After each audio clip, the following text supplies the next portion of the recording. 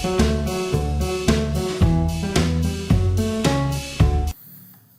ាទសូមគោរពជំរាបសួរពុកម៉ែបងប្អូនយើងទាំងអស់គ្នាថ្ងៃនេះខ្ញុំនឹងមកបង្ហាញបងប្អូនតែម្ដងពាក់ព័ន្ធទៅនឹងមេរៀនរបស់យើងនៅក្នុងឆ្នាំ2026ពាក់ព័ន្ធទៅនឹង Facebook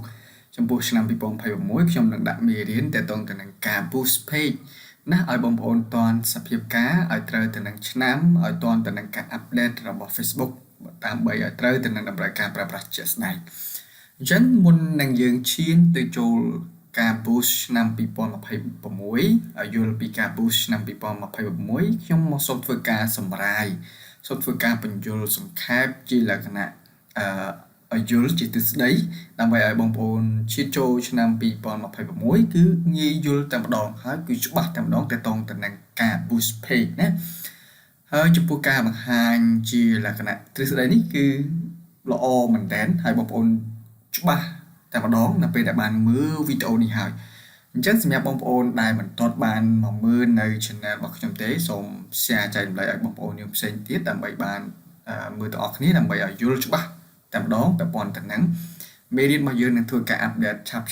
ទាក់ទងទៅនឹងឆ្នាំ2021ខាងមុខនេះ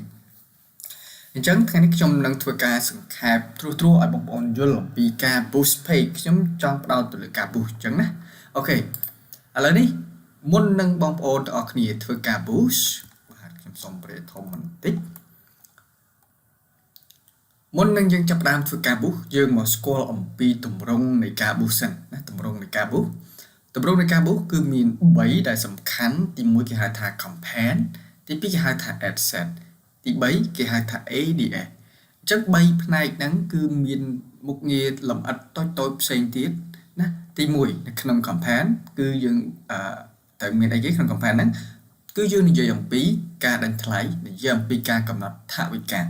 អញ្ចឹងហើយបងប្អូនត្រូវឲ្យស្គាល់អំពីមុខងារទាំងអស់នេះនៅពេលដែលយើងធ្វើការ boost យើងដឹងថាតើត្រូវប្រើ campaign ដើម្បីអីត្រូវប្រើ adset ដើម្បីអីហើយយើងត្រូវប្រើ ADS ដើម្បីអី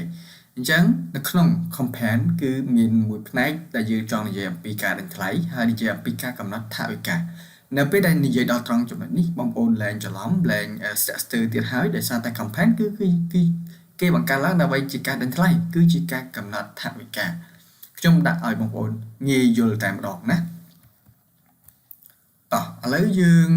មកចំណុចមួយទៀតគឺទាក់ទងទៅនឹង adset គឺយើងនិយាយអំពីការទិញការកំណត់ភេទការទីតាំងការកំណត់ទីជនគោលដៅនិងដាក់ audience interest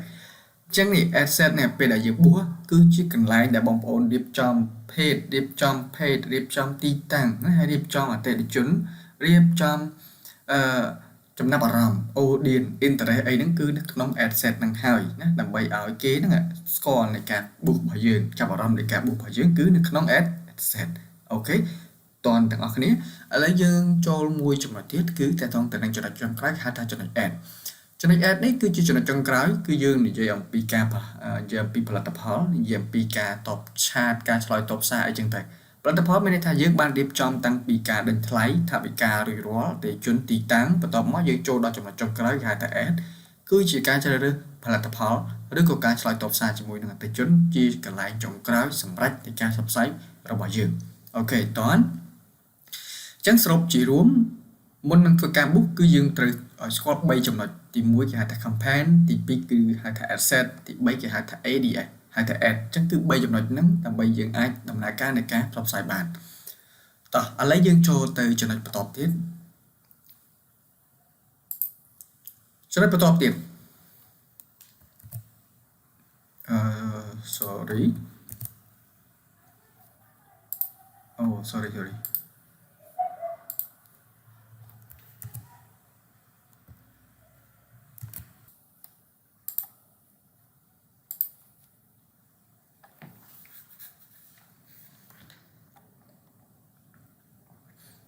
អូខេបងប្អូនតោះឥឡូវយើងចូលទៅចំណុចបន្តគឺយើងនិយាយអំពី Facebook ទាំងមូលគឺមានមុខងារតូចៗទាំងអស់នេះណាតូចៗទាំងអស់នេះឃើញទេអញ្ចឹងទី1គឺគោលធំជាងគេគឺ Facebook ណាគឺ Facebook គោលធំបន្តមកនៅក្នុង Facebook គឺមាន3សំខាន់ទៀតមាន page មាន ad account មាន BM អញ្ចឹងយើងមាន Facebook ហ្នឹងយើងត្រូវមានអីគេយើងត្រូវមាន page ណាមាន Facebook ហើយត្រូវមាន page ហ្នឹងគឺស្ថិតនៅក្រោម ឃើញនៅក្រោម Facebook នឹងឯងមាន add account ហើយមាន BM ហើយនៅក្នុង page នឹងមានអីទៀតយើងត្រូវមើលអស់នៅក្នុង page យើងមាន2មានការបង្កើត page ការផុសការថែទាំការជួសជុលអីហ្នឹងគឺនៅក្នុង page ហើយបន្ទាប់មកយើងមកមើលនៅខាង BM មានការបង្កើត BM ការបង្កើត add ការគ្រប់គ្រងការលុបការអីហ្នឹងគឺនៅក្នុងទម្រង់ BM ហើយបន្តមកទៀតយើងមើលខាងក្រោមទាំងអស់នេះគឺស្ថិតនៅក្នុង add account នៅក្នុង add account គឺមានទម្រង់ការដាក់កងធនាគារការផ្សព្វផ្សាយការដោះស្រាយការកំណត់ចំនួននៃការកាត់លុយអីហ្នឹងគឺស្ថិតនៅក្នុង add account អាហ្នឹងគេហៅថា add account ណាអញ្ចឹងមុខងារទាំងអស់ហ្នឹងដើម្បីឲ្យយើងយល់ពីមុខងារទាំងអស់ហ្នឹងបានយើងអាចធ្វើការដំណើរការនៃការផ្សព្វផ្សាយបានឥឡូវយើងចូលទៅចំណុចបន្តនេះមកដល់ចំណុចនៃការផ្សព្វផ្សាយមធ្យោបាយនៃការ boost អញ្ចឹងតើតទៅនឹងនៃការ boost គឺយើងមាន2គេហៅថាជាប្រភេទ daily ហើយនិងជាប្រភេទ lifetime ណាជាប្រភេទ lifetime តោះយើងទៅមុខទៀតអញ្ចឹងយើងមកដឹងអំពី daily នេះវាយ៉ាងម៉េចមានន័យថាម៉េចថវិកាប្រចាំថ្ងៃគេហៅថា daily budget មានចំណុចមានថវិកាប្រចាំថ្ងៃមានឧទាហរណ៍អញ្ចឹងទីមួយយើងនិយាយអំពីនិយមន័យគឺជាចំនួនទឹកប្រាក់ដែលអ្នកចង់ចំណាយនៅក្នុងមួយថ្ងៃ daily មានន័យថាគឺជាចំនួនទឹកប្រាក់ដែលបងប្អូនធ្វើការចាយនៅក្នុងមួយថ្ងៃអញ្ចឹងយើងដាក់ឧទាហរណ៍បងប្អូនមើលនេះប្រចាំថ្ងៃមួយថ្ងៃខ្ញុំចាយ$10ក្នុងរយៈពេល20ថ្ងៃអញ្ចឹងសរុបទៅគឺអស់$200ឃើញទេងាយយល់មែនតើគឺជាការចំណាយប្រចាំថ្ងៃបន្តមកទៀតយើងមកមើលការគ្រប់គ្រងការចំណាយជួយអ្នកគ្រប់គ្រងការចំណាយរៀងរាល់ថ្ងៃងាយស្រួលក្នុងការគ្រប់គ្រងហានិភ័យទាបនៅក្នុងការចំណាយទៅលើការកំណត់លើសកំណត់ហានិភ័យទាបក្នុងការចំណាយលើសកំណត់អញ្ចឹងតើតើការចំណាយរាល់ថ្ងៃនេះគឺមានហានិភ័យទាបនៅក្នុងការចាយលើសកំណត់របស់យើងអញ្ចឹងយើងដាក់មួយថ្ងៃប៉ុណ្ណាគឺប៉ុណ្ណឹងអាស្រ័យទៅលើការកំណត់របស់យើងជាក់ស្ដែងអាហ្នឹងគេហៅថា daily budget អញ្ចឹងឲ្យបងប្អូនងាយយល់ឲ្យបងប្អូនស្គាល់ឲ្យច្បាស់ចឹងតែម្ដងអញ្ចឹងចូលទៅបន្តទៀតអញ្ចឹងយើងចូលមកកាន់ថវិកាសរុបដែលគេហៅថា lifetime budget នេះ lifetime budget គឺមានន័យថាចំនួនទឹកប្រាក់សរុបដែលអ្នកចង់ចំណាយសម្រាប់រយៈពេលណាមួយមានន័យថាគឺជាចំនួនទឹកប្រាក់សរុបដែលយើងចង់ធ្វើការចំណាយនៅរយៈពេលណាមួយអញ្ចឹងយើងមើលឧទាហរណ៍ថាក្នុងមួយខែនេះក្នុងខែ10ថ្ងៃ$200សរុប$200អញ្ចឹងមានន័យថាក្នុង10ថ្ងៃហ្នឹងយើងចំណាយ$200អញ្ចឹងដល់ថ្ងៃចំនួនកំណត់គឺ$200បាត់គេកាត់នេះមិនមែនជាការកាត់ចំណាយរាល់ថ្ងៃទេគឺការកំណត់រយៈពេលទៅតាមចំនួនថ្ងៃដែលយើងបានកំណត់ដែលគេហៅថាជា lifetime budget តោះនេះការគ្រប់គ្រងការចំណាយបែងចែកការចំណាយយ៉ាងបត់បែននៅក្នុងរៀងរាល់ថ្ងៃដើម្បីទទួលបាននូវលទ្ធផលល្អបំផុតមានន័យថាគឺគេនឹងកាត់លុយរបស់យើងជារៀងរាល់ថ្ងៃអាស្រ័យទៅលើលទ្ធផលនៃការ boost របស់យើងគេនឹងចេះចាត់ចែងហើយ Facebook នឹងចេះចាត់ចែងរាល់ការកាត់របស់យើងមានន័យថាយើងចាយ10ថ្ងៃ$200អញ្ចឹងមួយថ្ងៃកាត់ប្រមាណ$នោះគឺអាស្រ័យទៅលើការចាត់ចែងរបស់ Facebook អាស្រ័យទៅលើទិន្នន័យអាស្រ័យទៅលើលទ្ធផលដែលទទួលបានគេនឹងកាត់តាមនឹងជាក់ស្ដែងតោះនេះអញ្ចឹងកន្លែងហ្នឹងនេះសរុប$200ក្នុងមួយខែអាចចំណាយ$10ក្នុងមួយថ្ងៃឃើញទេគេឧទាហរណ៍និង$15ក្នុងមួយថ្ងៃផ្សេងទៀតក៏ប៉ុន្តែមិនលើសពី$200ទេក្នុងរយៈពេលមួយខែអញ្ចឹងចំណាយយ៉ាងណាក៏ដោយគឺលើសពីចំនួនដែលយើងកំណត់$200ទេតោះនេះអញ្ចឹងការចំណាយឆាប់ពេកថវិកាឆាប់ពេកប្រសិនបើរយៈពេលខ្លីប្រសិនបើយើងជ្រើសរើសរយៈពេលខ្លីពេកសរុបអាចចំណាយ$200អស់ក្នុងប្រមាណថ្ងៃប៉ុណ្ណោះអញ្ចឹងមានន័យថាបើសិនតែយើងយករយៈពេលខ្លីពេកគឺវាខ្លីមែនតើរយៈពេលដែលយើងកំណត់នៅក្នុង lifetime budget ហ្នឹងហានិភ័យរបស់យើងណាអូខេយើងចូលទៅចំណុចបន្ទាប់នេះគឺជាយុទ្ធសាស្ត្រនៃការដាំថ្លៃខ្ញុំ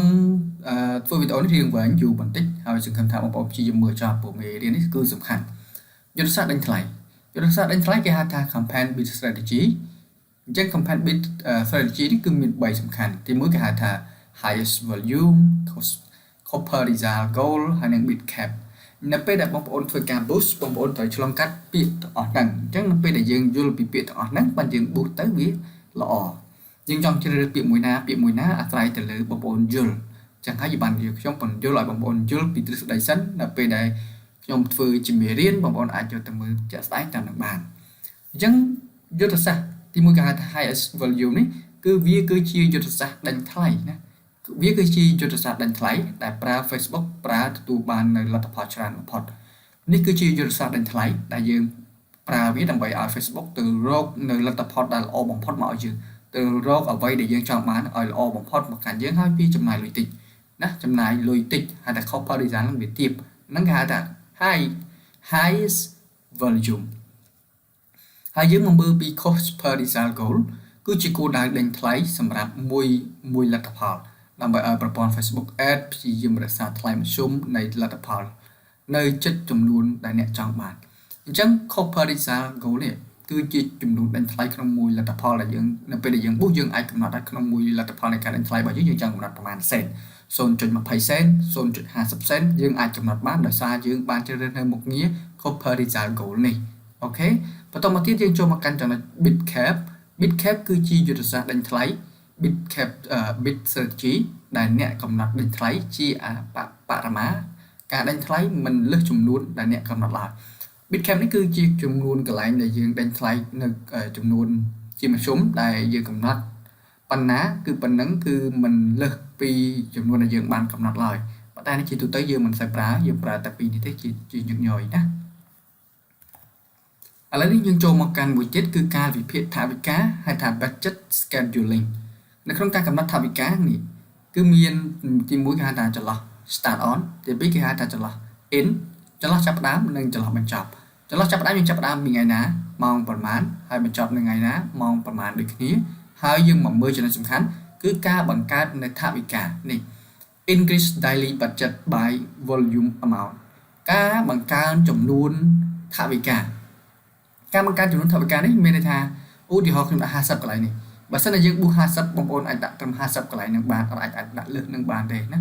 ធ្វើម៉េចចំនួនកន្លែងដែលយើងបង្កើននេះគឺឲ្យស្មើទៅនឹងចំនួនដែលយើងកំណត់នៃការ boost របស់យើងបើយើង boost $10កន្លែងនេះយើងអាចដាក់$10បាននេះគ្រាន់តែជាការ increase បន្ថែម$ទៀតដើម្បីឲ្យលទ្ធផលនៃការ boost របស់យើងល្អប៉ុន្តែมันអាចដាក់លើសពីចំនួនដែលយើង boost បានទេបងប្អូន boost $10มันអាចដាក់កន្លែងនេះ$20បានទេអញ្ចឹងមកយើង boost $កន្លែងនេះអាចដាក់$10បានតោះនេះអញ្ចឹងនេះ Meta will aim to spend an average $250 a day 50 increase from 15រហូតដល់ថ្ងៃទី16នេះជាមធ្យម$250 250ក្នុងមួយថ្ងៃហើយយើងបន្ថែម$50ហ្នឹងពីចន្លោះទី15រហូតដល់ថ្ងៃទី16គឺអស់$250ទេឃើញទេអញ្ចឹងយើងបន្ថែមមិនបន្ថែមទៅគឺដល់ថ្ងៃចំនួនដែលយើងកំណត់នៃការ boost របស់យើងហ្នឹងគឺអស់ត្រឹមតែ$250ទេអត់លើសហ្នឹងទេតោះនេះអញ្ចឹងនេះគឺជាចំនួនដែលយើងបានកំណត់ហើយអត់ឲ្យលើស increase លើសពីការកំណត់នៃការ boost របស់យើងទេខ្ញុំសូមបញ្ជាក់ម្ដងទៀតបើសិនបងប្អូន boost $10អញ្ចឹងកន្លែងហ្នឹងគឺយើងដាក់ increase $10អត់អាចដាក់$20បានទេ boost ប៉ុណ្ណាគឺយើងដាក់ប៉ុណ្ណឹងតោះនេះតោះយើងទៅចំណុចបន្តយើងមកមើលពីប្រភេទនៃការផ្សាយរបស់យើងវិញហៅថា conversion នៅក្នុង conversion វាមានជាប្រភេទ message ជា on your ad ជាប្រភេទ call ជាប្រភេទ website ជាប្រភេទ Facebook page ជាប្រភេទ app ជាប្រភេទ Instagram WhatsApp និង Thread ទាំងអស់នេះមានន័យថានៅពេលបងប្អូន boost បងប្អូនតែងតែ boost your message boost your on your ad boost សម្រាប់ឲ្យគេឃើញ boost សម្រាប់ឲ្យគេ call មកយើង boost តាមរយៈឲ្យគេ website នេះគឺជាមុខងារនៃការផ្សព្វផ្សាយរបស់យើងចង់ឲ្យគេឆាតមកយើងចង់ឲ្យគេឃើញផលិតផលរបស់យើងចង់ឲ្យគេ call មកយើងចង់ឲ្យគេឆាតទៅកាន់ក្នុង website របស់យើងឬក៏យើងចង់ឲ្យគេចុច like follow page របស់យើងគឺយើងយកមុខងារ Facebook page ចង់ឲ្យគេឆាតចូល app របស់យើងចង់ឲ្យចូល Instagram ចូល WhatsApp ឬក៏ចូល Thread អញ្ចឹងទាំងអស់ហ្នឹងគឺជាប្រភេទមុខងារដែលបងប្អូនអាចប្រើប្រាស់បានតាមតម្រូវការជាក់ស្ដែងណាតោះឥឡូវយើងទៅចំណុចទៀតចំណុចបន្តទៀតគឺលទ្ធផលគោលដៅ performance អញ្ចឹងក្នុងលទ្ធផលគោលដៅគឺមាន2ទី1គេហៅថា engagement goal ឬក៏ other goal នៅក្នុង engagement goal នេះគឺមានមួយទៀតគឺគេហៅថា maximize number of conversion ហើយនឹង other goal គឺមានmaximize ដូចគ្នា maximize number of link click មានន័យថាបើយើងយក engagement គឺជាចំនួនអ្នកដែលឆាតមកទិញរបស់យើងជាមធ្យមនៃចំនួនអ្នកឆាតរបស់យើងអានេះគឺជាមធ្យមនៃចំនួនអ្នកដែលចុច click ចុច link click ឬក៏ website click របស់យើងអញ្ចឹងទៅបើសិនជាយើងយក other goal នេះណាជា link ជាប្រភេទ link website ជាប្រភេទ app ជាប្រភេទអីគឺយើងយក other goal ប៉ុន្តែបើយើងយក engagement គឺជាលក្ខណៈឆាតតោះណាចឹងតោះទៅមុខបន្តរៀបចំការចំណាយគេហៅថា asset spending limit នៅក្នុងការរៀបចំការចំណាយគឺយើងមានចន្លោះប៉ុណ្ណឹងមាន daily minimum ហើយនិង daily minimum តើយើងចង់ចំណាយប្រមាណជាមធ្យមប្រមាណពោះបំផុតប្រមាណទាបជាមធ្យមប្រមាណអញ្ចឹងណាអញ្ចឹងយើងកំណត់ក្នុងនោះមកនៃការចំណាយរបស់យើងហ្នឹងបើសិនជាយើងចង់ដាក់អានេះគឺអត់ខុសពីកន្លែងនោះមិញទេបើសិនជាយើងចំណាយ$50កន្លែងនេះគឺដាក់$50ដូចគ្នាកន្លែងហ្នឹងអត់ជាបញ្ហាទេណាអញ្ចឹងអត់ឲ្យលើសនេះបើសិនជាយើងដាក់$200គឺដាក់$200ដូចគ្នាអត់ឲ្យលើសពី$200ទេតោះទៅបន្តអាហ្នឹងអត់អីទេយើងចូលមកកាន់ទីតាំងនេះស្រួលទេចំពោះទីតាំងគឺជាការកំណត់ទីកន្លែងដែលយើងធ្វើការផ្សព្វផ្សាយបើសិនជាយើងនៅភ្នំពេញយើងធ្វើការផ្សព្វផ្សាយនៅភ្នំពេញបើសិនជាយើងចង់ផ្សព្វផ្សាយឲ្យគេឃើញពេញមកប្រទេសកម្ពុជាយើងយក Cambodia ណាកន្លែងហ្នឹងគឺអត់ប្រហែលទេយើងចូលទៅបន្តការពង្រីកការផ្សាយ advertise audience នេះតើតើទៅនឹង audience ណា audience យើងមកមើលគឺជាមុខងារដែលអនុញ្ញាតឲ្យ Facebook ពង្រីកអ្នកស្ដាប់ចេញក្រៅពីការកំណត់ដែលអ្នកបានដាក់ដើម្បីរកមនុស្សបន្ថែមដែលអាចនាំមកនៅលទ្ធផលល្អជាងវាមានន័យថាប្រសិនបើ Facebook រកឃើញថាមានមនុស្សក្រៅ target ដែលអ្នកបានដាក់ប៉ុន្តែមានឱកាសខ្ពស់នឹងចូលរួមឬក៏បំលែង convert វានឹងបង្ហាញពាណិជ្ជកម្មទៅកាន់ពួកគេផងដែរឧទាហរណ៍ឥឡូវយើងមកមើលឧទាហរណ៍វិញអ្នកកំណត់ target audience ជាអ្នកដែលចូលចិត្តបាល់ទាត់ប្រសិនបើ Facebook រកឃើញថាមនុស្សមួយចំនួនដែលចូលចិត្តកីឡាផ្សេងដូចជា basketball ក៏អាចនឹងទិញផលិតផលដូចគ្នាមានន័យថាយើងដាក់ audience របស់យើងយកប្រភេទជាប្រភេទកីឡាបាល់ទាត់ប៉ុន្តែអ្នកដែលជាប្រភេទលេងកីឡាដូចគ្នាអាចជាប្រភេទកីឡាផ្សេងកីឡាបែបផ្សេងក៏គាត់អាចនឹងទិញផលិតផលរបស់យើងដូចគ្នាដែរដោយសារតែជាប្រភេទកីឡាដូចគ្នាតោះនេះកន្លែងហ្នឹងតោះទៅបន្តចឹងយើងមកមើលពីការកំណត់គោលដៅ detail targeting នៅក្នុងការកំណត់គោលដៅយើងមានជា interest យើងមានជា behavior យើងមានជា demographic យើងមានជា other ជា interest គឺជានេះ interest យើងមាន product យើងមាន detail targeting អញ្ចឹងខ្ញុំនិយាយអំពី product ខ្ញុំនិយាយអំពី clothes cosmetic និង car shop 3ផលិតផលនេះអញ្ចឹងបើយើងនិយាយអំពីសម្លៀកបំពាក់បើយើងនិយាយអំពី behavior គឺយើងដាក់តែ clothes fashion jean t-shirt ជាប្រភេទសម្លៀកបំពាក់ទាំងអស់នេះគឺជាហៅថា detail targeting បើយើងនិយាយអំពី cosmetic យើងមានដូចជា beauty salon makeup beauty អីផ្សេងៗចឹងទៅឡាក់ណាបើយើងនិយាយអំពីហាងលក់ឡានគឺមាន car dealer rent car taxi driver ទាំងអស់នេះគឺជា detail targeting តោះទៅបន្តទាំងអស់នេះគឺជាទីតាំងផ្សាយគេហៅថា placement ចំពោះ placement មានជាទម្រង់បែបនេះគឺមានទម្រង់ហៅថា Facebook Reel មានជាទម្រង់ page ជាទម្រង់ story ជាទម្រង់ Instagram feed ខ្ញុំសូមលឿនបន្តិចហើយយើងនឹងយល់នៅក្នុងមេរៀនហើយទាំងអស់នេះគឺជាប្រភេទជ្រើសរើសផលិតផលហៅថា ad set up បងប្អូនអាចធ្វើការជ្រើសរើសបានជាលក្ខណៈ single image ឬក៏ video នេះបើសិនជាយើងយក single image គឺចេញមករូបភាពមួយវីដេអូមួយបើសិនជាយើងយក carousel image ឬក៏វីដេអូចេញមកគឺជាលក្ខណៈបែបនេះមានរូបភាពច្រើនមានវីដេអូច្រើននៅខាងក្រៅបែបនេះណាហើយនេះក៏ដូចគ្នាដែរគឺមានវីដេអូច្រើនដូចចឹងទៅតើនេះចឹងអូខេតោះទៅបន្តណាជានិយាយថាបងស្បេឡាធ្វើមួយពីរនោះបាច់ sorry ណាជានិយាយថាបងស្បេណាជានិយាយថាបងស្បេឡាធ្វើមួយពីរណាជានិយាយថាបងស្បេឡាធ្វើមួយពីរនោះបែរជួយឆាប់គេដល់ថ្ងៃហ្នឹងណាព្រោះស្អែកខ្ញុំត្រូវទៅវត្តកាន់ទៅជុំផងតោះបងប្អូនចំណុចចុងក្រោយនេះគឺតើតើទៅនឹងការធ្វើមាតិកា unique content អញ្ចឹងមេរៀននេះគឺសំខាន់មែនទែនតើតើទៅនឹងការធ្វើមាតិកានេះគឺសំខាន់ឲ្យបងប្អូនចេះធ្វើមាតិកាយ៉ាងណាឲ្យមានភាពតាក់ទាញដើម្បីឲ្យ boost ទៅ view viral ហើយគេងាយទិញផលិតផលរបស់យើងឆ្នាំ2026មិនអាចធ្វើមាតិកាលំបានទេកាលណាយើងធ្វើមាតិកាលំមិនមានអ្នកណាគេចាប់អារម្មណ៍មិនមានអ្នកណាគេទិញផលិតផលរបស់យើងទេតោះនេះអញ្ចឹងមេរៀនរបស់យើងគឺមានតែប៉ុណ្្នឹងទេខ្ញុំសូមធ្វើការសង្ខេបលឿនដែរហើយបើសិនបងប្អូនអត់យល់អីទេបងប្អូនព្យាយាមមើលមេរៀនចាស់ផ្សេងដែលយើងបានធ្វើការអាប់ឡូតរួចរាល់បងប្អូននឹងយល់កាន់តែច្បាស់ហើយយើងនឹងជួបគ្នានៅមេរៀនថ្មីឆ្នាំ2026បាទអរគុណ